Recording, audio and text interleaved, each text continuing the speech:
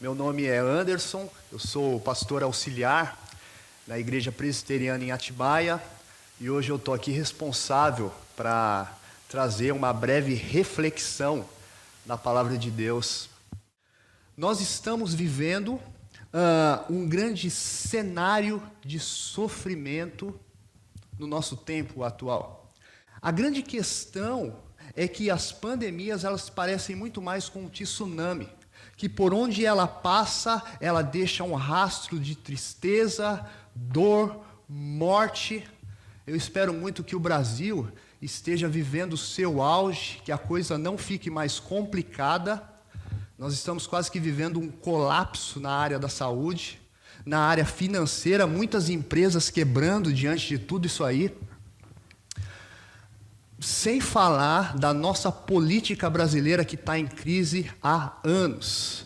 E com perdão da palavra, a corrupção no Brasil, ela mata muito mais do que a pandemia. Mas essa pandemia também nos trouxe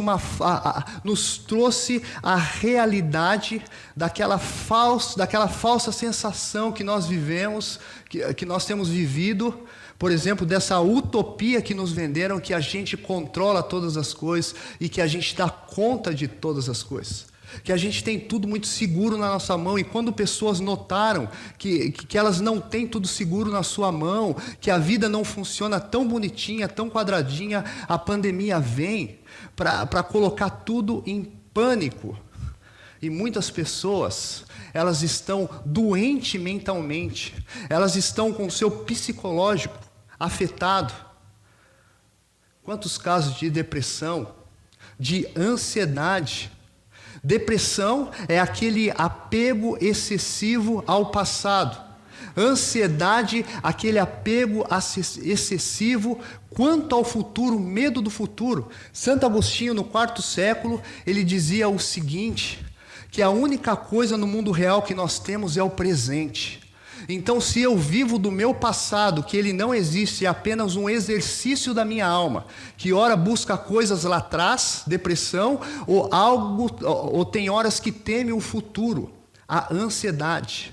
Se eu vivo de futuro ou de passado, logo eu anulo o meu presente, dizia Santo Agostinho, logo a vida não tem sentido, porque a única coisa que eu tenho de real é o meu presente. E se eu não vivo por ele, a vida não tem sentido. Logo, nós precisamos focar, seja em tempos de pandemia ou não, naquilo que é prioridade. Eu gostaria de fazer uma pergunta ao seu coração. O que é prioridade para você? As suas atitudes do dia a dia mostram o que é prioridade para você. Se você fala que a sua esposa é prioridade para você, mas você não investe na vida dela. Se você fala que os seus filhos são prioridade para você, mas você não tem qualquer tempo com os seus filhos, logo eles não são prioridade. E diante de uma pandemia, de pessoas sofrendo com a sua vida psicológica, lá em Atibaia nós criamos uma série de 4 semanas, o qual nós chamamos, tempos atrás, de intimidade com Deus. Nós acreditamos que o que pode trazer tranquilidade, sossego, confiança em Deus em tempos de pandemia é uma vida de intimidade com esse Deus. Você já parou para pensar que a própria pandemia, ela nos ensina algumas coisas? O que Deus tem pedido para você nesse tempo de pandemia? O que Deus tem ensinado para você nesse tempo de pandemia? Pensar que muitas pessoas, elas vão passar esse período da pandemia e elas não vão aprender nada com a pandemia. Continuarão sendo egocêntricas, pessoas ranzinzas, pessoas que não se submetem ao Pai. O que Deus tem ensinado para você em tempos de pandemia? Quando nosso coração se assossega, quando o nosso coração entende e vê que esse Deus é um Deus soberano, até o vírus se torna um servo desse Deus. Você reparou como essa pandemia nos tirou da zona de conforto? Hoje nós temos uma enxurrada de mensagem evangélicas para o mundo todo. E graças ao alcance da internet, talvez 70% a 80% do mundo todo tem alcance à internet, essas mensagens têm chegado aos corações de diversas nações. Essa semana eu vi moradores da Coreia do Norte, um país fechado ao evangelho, dizendo que se converteu através de uma mensagem no YouTube de um desconhecido. Pessoas do Islã também. Ou seja, a própria pandemia tirou as igrejas da zona de conforto. As igrejas agora precisam se mexer com tecnologia, elas precisam fazer culto online. O interessante é que o templo, ele fechou, as igrejas estão fechadas, mas a missão não parou, graças à soberania desse Deus. Então nasce essa série de mensagens chamada Intimidade com Deus, o qual nós colocamos 4 semanas. Ao nosso ver, o primeiro degrau dessa intimidade com Deus começa com uma vida de oração. O segundo, uma vida de meditação e apego à sua palavra, oração mais palavra. Isso resulta na nossa terceira semana, que é uma vida de entrega à agenda desse Deus. Nós conseguimos submeter, descansar, entregar a nossa vida nas mãos desse Deus. O resultado se deu na 4ª semana. Uma vida de adoração, aonde o pai olha e sorri diante dos seus filhos, quando os seus filhos têm uma vida de adoração, uma vida de oração, de meditação na sua palavra e de entrega do seu ser, resulta em uma vida de oração. Nós então iremos iniciar hoje, aliás, falar hoje, falando apenas do primeiro ponto dessa série, que é a prática de oração. E a oração nunca foi tão importante quando em tempos de pandemia, onde nós precisamos interceder por outras pessoas. 2 rápidas definições de oração em frases. A primeira é de J.I. Packer. Eu gosto muito dessa frase que ele diz que orar é ir do dever ao deleite, ao prazer, à satisfação. Parece que você começa orando como um dever e depois você termina como satisfação. Mas eu gosto também da frase do grande avivalista americano Charles Finney.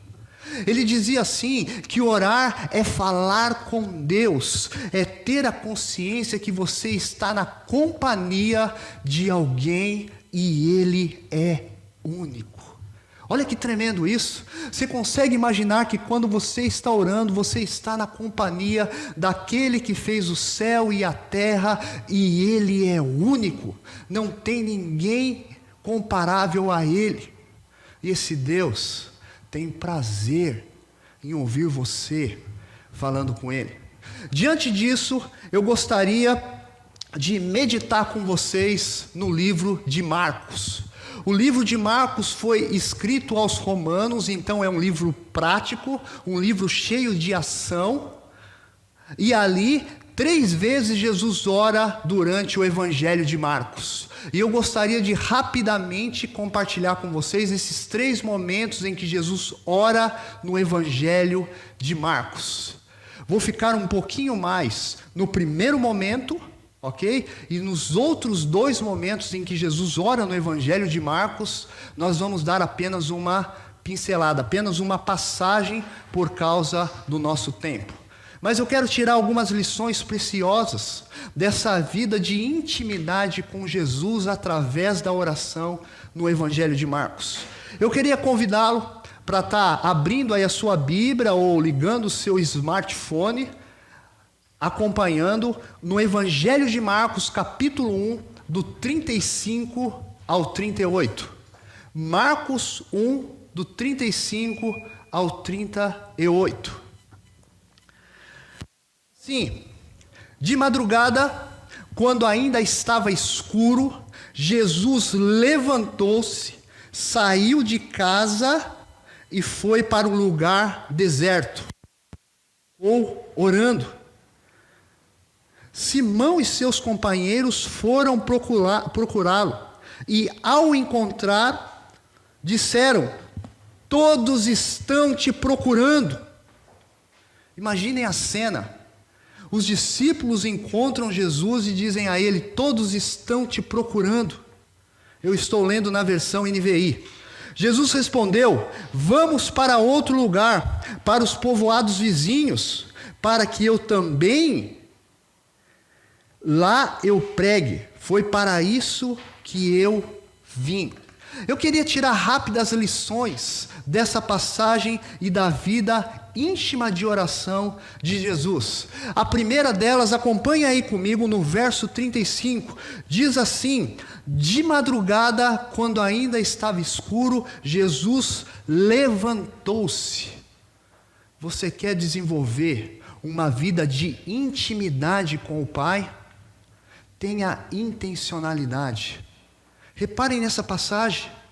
Jesus, ele não ora ao Pai porque ele perdeu o sono de madrugada, porque Jesus então está sem sono, não. De uma forma intencional, Jesus começa a desenvolver uma vida de oração. É como se Jesus colocasse ali o seu celular ou o seu despertador e ele tocasse, e de madrugada Jesus então levanta de uma forma intencional para ter um relacionamento com o Pai diante da oração. Na sua agenda e no seu planejamento, você tem um momento em que você tem, de forma intencional, buscado a esse Deus?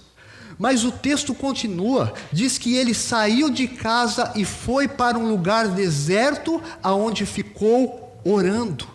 Reparem, gente, Jesus tem a intencionalidade quando ele levanta e vai, mas Jesus também tem a exclusividade. Sabe que o texto fala? Que Jesus foi para um lugar deserto. Olha que tremendo. Duas qualidades que nós precisamos desenvolver na nossa vida para ter intimidade com esse Deus: intencionalidade, querer desenvolver, e exclusividade. Exclusividade, um lugar sozinho e deserto, aonde eu possa ouvir a voz do Pai como Jesus ouvia. Você já reparou que a nossa prática de oração geralmente ela é meio que sucateada? A gente vai daqui para São Paulo de carro e a gente vai falando com Deus no meio daquele trânsito, e de repente o celular toca, a gente para de falar com Deus, atende o celular e volta de novo falar com Deus. Nós temos essa prática sucateada. Ou nós estamos numa fila e está acontecendo alguma demora. Eu sei que a Bíblia fala que nós devemos orar sem cessar, algumas versões orar em todo tempo, mas quando eu falo de uma prática de oração que traz intimidade com o Pai, tem que ser de uma maneira intencional e exclusiva, num lugar onde eu possa ficar sozinho com o Pai. Em Marcos 6, 45, 46, depois você dá uma olhadinha, tem uma passagem muito interessante ali. Jesus ele vai para o monte orar, sabe o que ele faz? Ele coloca os seus discípulos no barco e manda eles para o outro lado do mar da Galileia. Sabe por quê? Para ele ter um tempo intencional e exclusivo com o Pai. Senão, eles vão atrás de Jesus e dizem: Jesus, está todo mundo te procurando. É interessante, poucas vezes a gente se nota essa atitude de Jesus, mas Jesus fazia isso para ter um tempo exclusivo com o Pai, um tempo em que o celular de Jesus nem no vibracal fica, ele está simplesmente sozinho com o Pai. 3 observações nesse primeiro texto, aí no verso 35, os verbos levantou-se, dá uma olhada na sua Bíblia, saiu e foi. No grego, no original, ele está no modo aoristo, ou seja, é uma ação imediata. A NVI, ela produziu muito bem isso. Quando você lê o texto, dá para ver que Jesus fez isso imediatamente. Ele levantou-se, saiu e foi. Porém, o verbo orando, ele se encontra no passivo, no modo imperfeito. Sabe o que dá a entender aqui? que Jesus faz todas essas coisas com pressa, mas quando ele entra na presença do Pai, Jesus não tem mais pressa. Jesus fica orando, Jesus se rende ao amor desse Deus com prazer, e ele fica orando de uma forma intencional e exclusiva. Para isso, nós precisamos ter planejamento nesse mundo tão corrido o qual nós vivemos. Sabe o que nós precisamos, meus irmãos? Criar jardins de oração na nossa vida. Olha que bonito, você que conhece a história, todas as manhãs, na viração do dia, Deus ia lá e conversava com Adão em um jardim de oração. Qual é o seu jardim de oração? Quem sabe de manhã, quando você está sozinho no seu escritório, quem sabe à noite, quando as crianças dormiram, quando você está sozinho, você tira esse tempo com Deus. Nós precisamos criar jardins de oração. Tem um filme que eu queria sugerir a vocês, chamado Quarto de Guerra. Assistam esse filme. Lá onde uma senhora, ela tem o seu jardim de oração e vários pedidos, e lá ela trava as maiores batalhas em orações fervorosas por aqueles que pedem oração a ela. E sabe qual que é o resultado disso? Muita oração respondida naquele quarto de guerra. Em momentos de pandemia nós precisamos orar por aqueles que estão necessitados, orar por aqueles que estão passando por dificuldade. Nós precisamos, a partir de hoje, sair com essa consciência que nós urgentemente precisamos ter jardim de oração para ter uma vida de intimidade com esse Deus. Deixa eu contar rapidamente uma experiência de um pastor coreano, da Coreia do Sul. Talvez o pastor que tem a maior igreja do mundo, Poyong-Chu. Conta-se a história que certa vez Poyong-Chu estava no seu jardim de oração orando com esse Deus, tendo um tempo com esse Deus. E o presidente da Coreia do Sul liga, a secretária do Poyong-Chu atende, e ele diz assim: diga para o pastor Poyong-Chu que eu preciso falar urgente com ele, muito urgente. E ela diz assim: ele não vai te atender, porque ele está falando com alguém mais importante que o senhor. E o presidente, ele inconformado com o seu tom de voz alterado, ele diz assim: diga para o pastor Poyong-Chu que quem está ligando a ele é o presidente da Coreia do Sul. E ela diz: ele não vai te atender porque ele está falando com Deus. Alguém muito mais importante com você, de uma forma intencional e exclusiva e única. Mas o nosso texto continua no verso 36. Diz assim: Simão e seus companheiros foram procurá-lo. Eu gostaria que você se colocasse no lugar de Jesus. E ao encontrá-lo, disseram: todos estão te procurando. Imagine a cena. Jesus está orando de uma forma exclusiva e intencional com o Pai no seu jardim de oração. Os discípulos aparecem e dizem: Jesus, cadê o Senhor? Tem muita gente doente, tem muita gente com fome, está todo mundo te procurando. Se coloque no lugar de Jesus. Algumas coisas assaltariam o nosso coração diante de uma atitude dessa. Algumas distrações que competem quando nós estamos no nosso jardim de oração. A primeira delas é aquele senso de culpa. É como se nós falássemos: nossa, tanta gente precisando de mim, precisando de nós, e eu aqui gastando tempo em oração enquanto tanta gente sofre. Mas um outro senso também que assaltaria o nosso coração é o senso de urgência. Sabe aquela sensação que você se sente um gargalo e que você fala: o processo está parado, a urgência dos outros está parado porque eu não resolvi a minha.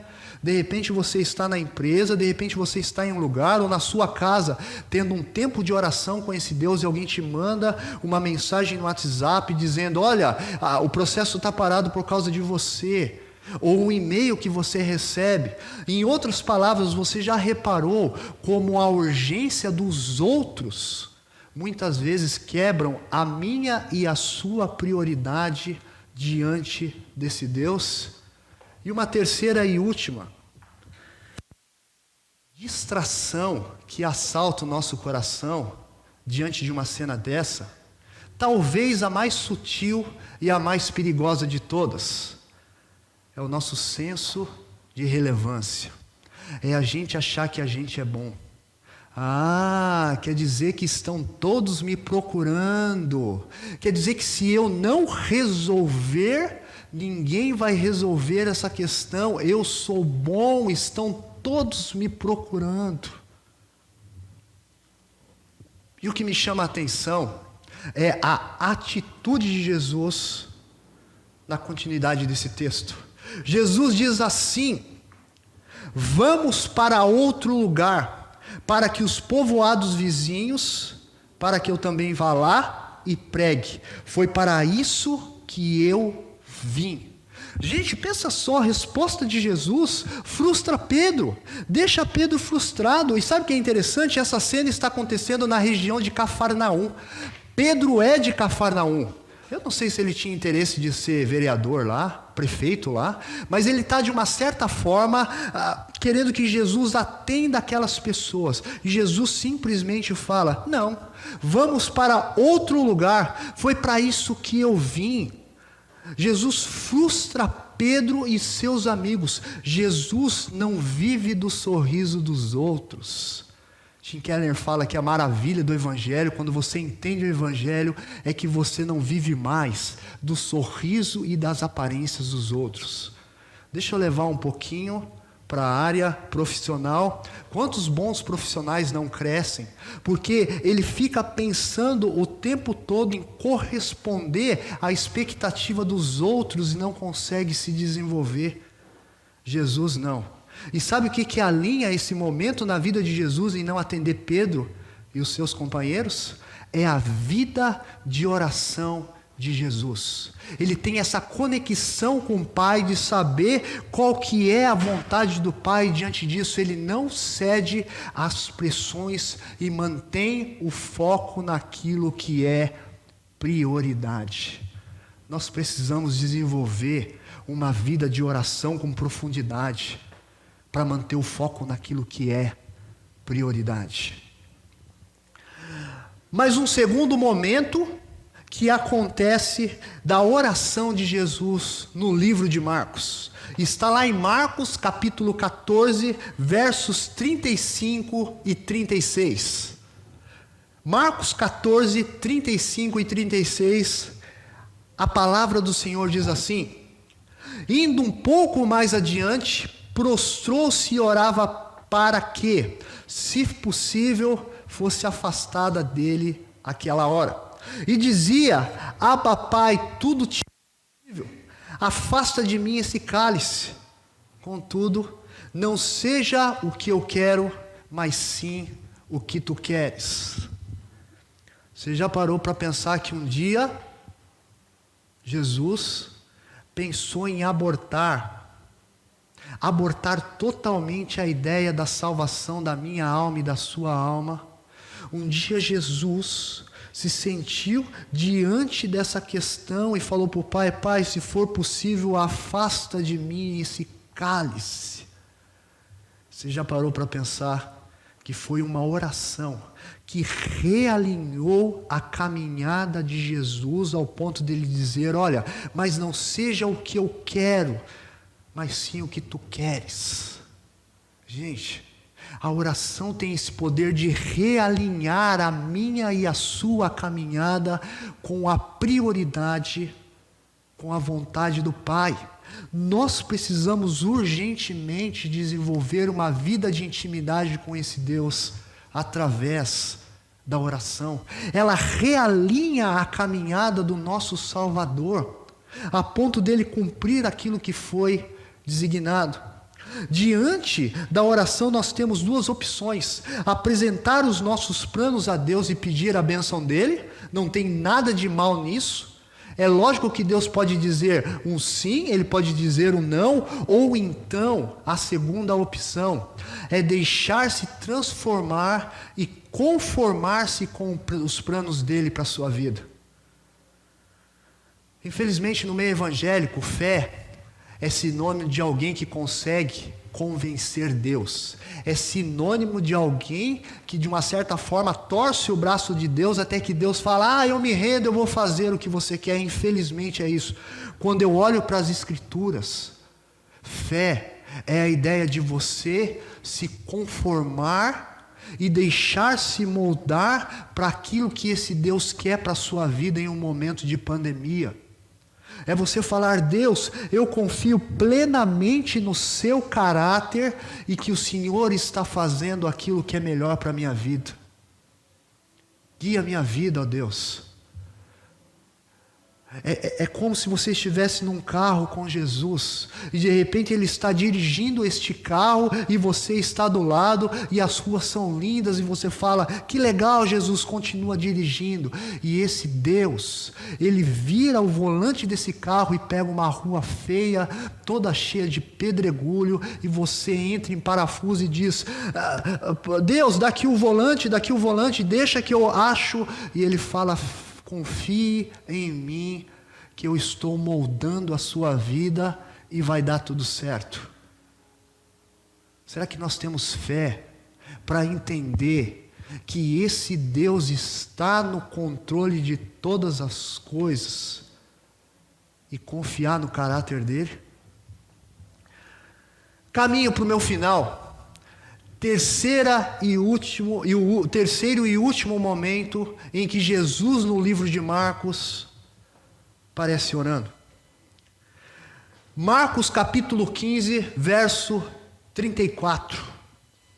Diz assim: por volta das 3 horas da tarde, Jesus bradou em alta voz: Eloi, Eloi, lama sabactani, que significa: Deus meu Deus, por que me abandonastes? Esse terceiro e último momento em que Jesus ora, para nós encerrarmos a nossa reflexão. É a única vez que Jesus não chama Deus de Pai. Sabe por quê? Porque Ele está no meu lugar e no seu lugar naquela cruz. E ali no jardim do Getsemane, quando Jesus está agoniado orando, eu não tenho dúvida nenhuma que o que tira a paz de Jesus ali não são as chibatadas ou toda a dor que ele vai sentir na cruz, mas é o afastamento dele com o Pai. Alguém disse que quando você convive com uma pessoa e você perde essa pessoa, o tempo de convivência é que abre determinadas feridas. Por exemplo, se você tem uma namorada de 1 ano e você a perde, você a ama, você sofre muito. Mas se você tem um relacionamento como casal de 5 anos e você perde essa pessoa, você sofre muito mais. E se isso é 20 anos, 30 anos, você continua sofrendo. Agora você imagine a Trindade, o Pai e o Filho, por toda a eternidade juntos. E aqui na cruz, Ele perde o relacionamento com o Pai, para que eu e você tivéssemos relacionamento com esse Deus por toda a eternidade. Ele foi esquecido naquela cruz, para que eu e você fôssemos lembrados por Ele naquela cruz. É interessante que para Adão, Deus diz assim: me obedeça, lá no Éden, me obedeça e eu te darei a vida eterna.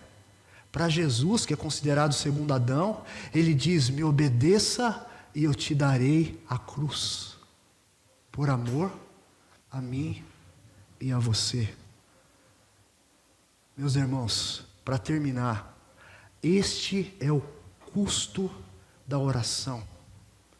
É por isso que eu e você nós temos acesso. Nós não precisamos de padre, de sacerdote, nem de pastor. Nós podemos falar livremente a Ele. Que tal a partir de hoje você sair com a consciência que você precisa construir jardins de oração? e que a graça do nosso Senhor e Salvador Jesus Cristo, que o grande amor de Deus Pai, que a capacitação e as consolações do Espírito Santo esteja com toda a igreja, desde agora e para sempre. Deus abençoe.